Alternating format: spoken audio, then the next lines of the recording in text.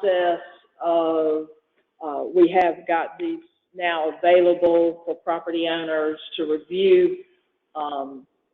This is the merger, obviously, of BHA and BHI Stage 2 associations.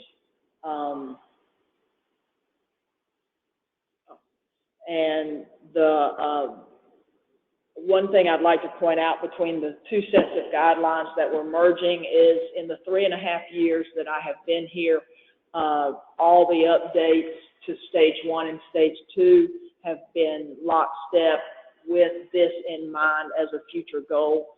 So things like the landscape portion of the guidelines for Stage 1 and Stage 2 pretty much mirror each other. Some other lighting, as an example, they mirror each other.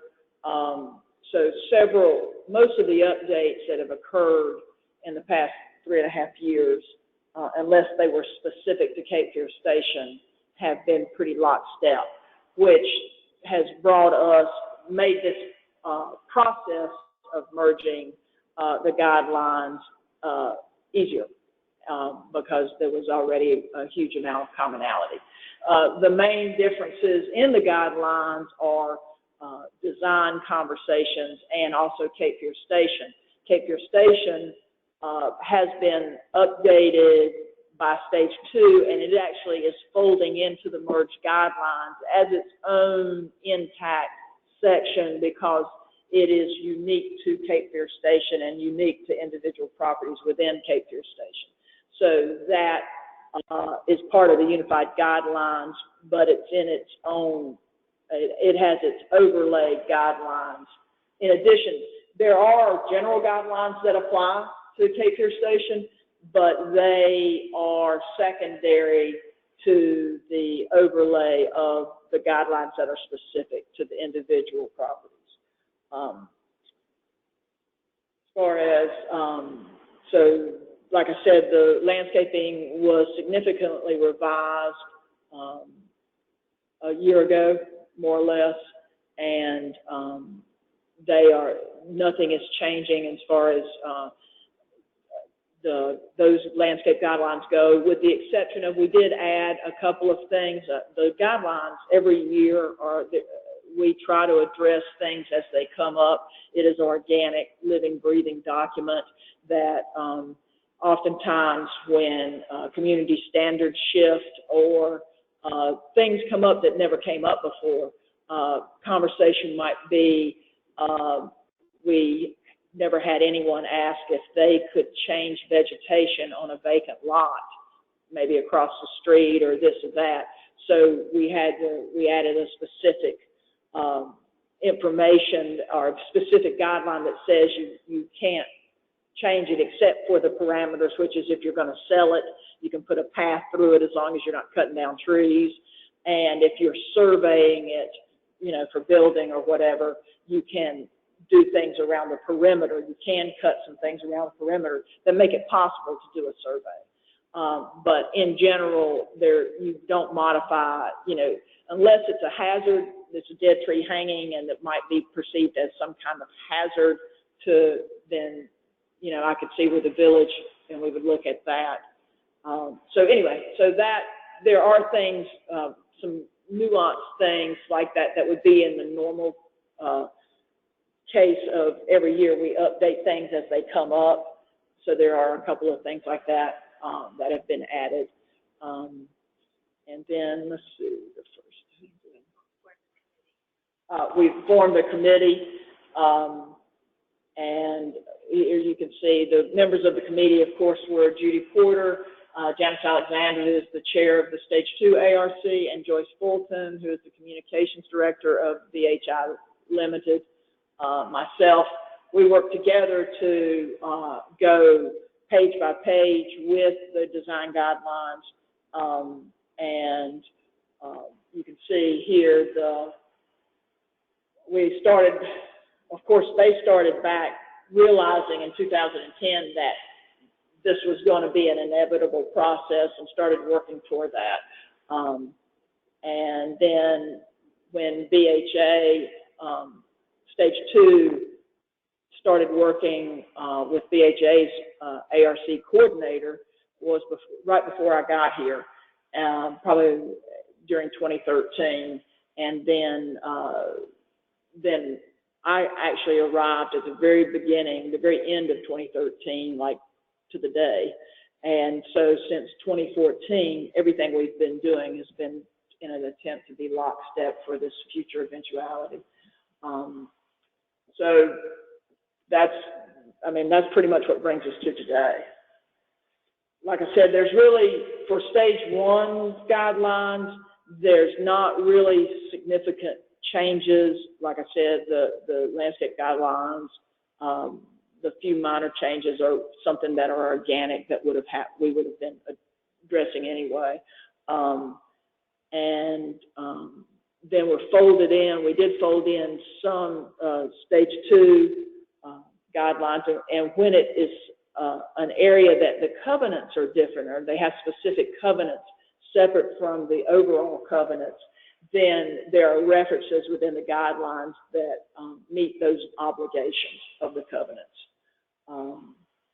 And let's see, real estate signage, it's obviously it was based on a survey, what the property owners wanted, and that remains the same.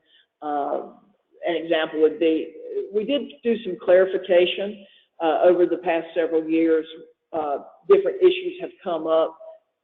So as an example, measuring the virgin low, instead of just saying the low point, we actually clarify that to say the virgin low point, which is a clarification. So there are some references like that, and really we've done that in order that whoever going forward, there can be less question about it. What do you mean by low point? Well, virgin low point is very specific, and so that helps clarify.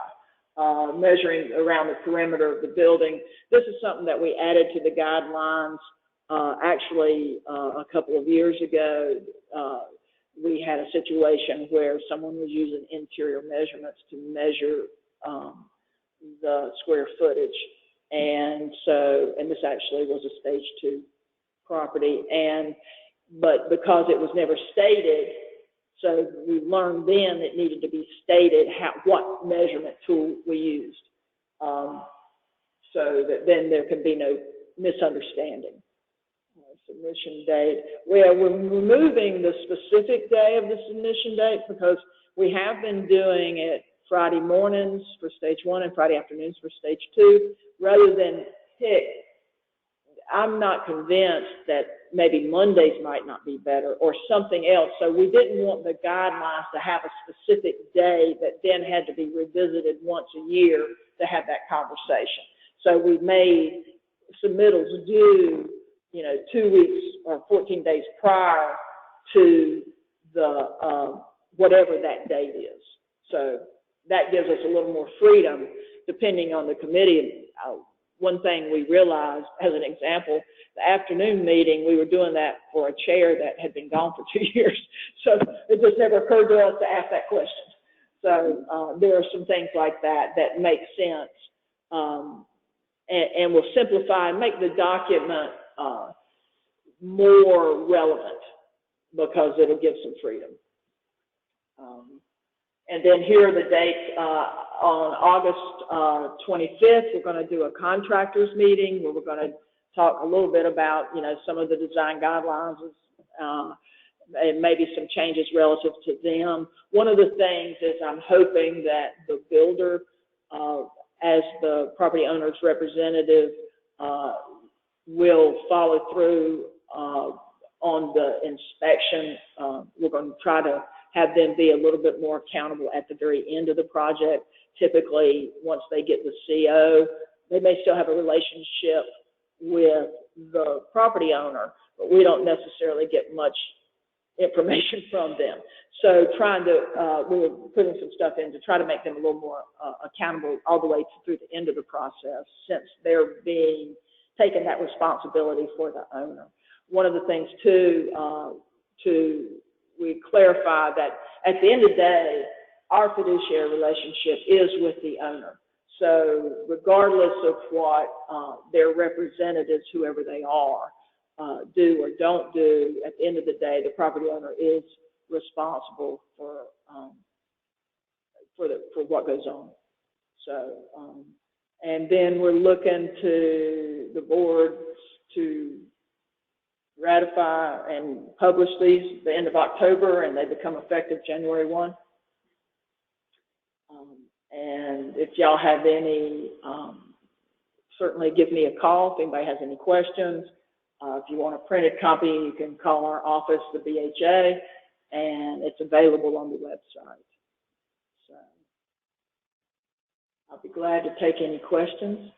Oh, 4 questions, you can call me. And my number, just I'm going to say it since we're on the audio, which would be 457-4676, extension 22. That's my direct line. And then you can reach Judy Porter, president of the BHA, at rporters@bellsouth.net. So, does anyone have any questions or comments? All right. And thank you, everyone, and thank you, Karen. You guys have done a great job. Thank you for your hard work. Yeah. Thank you, and thank everyone for coming.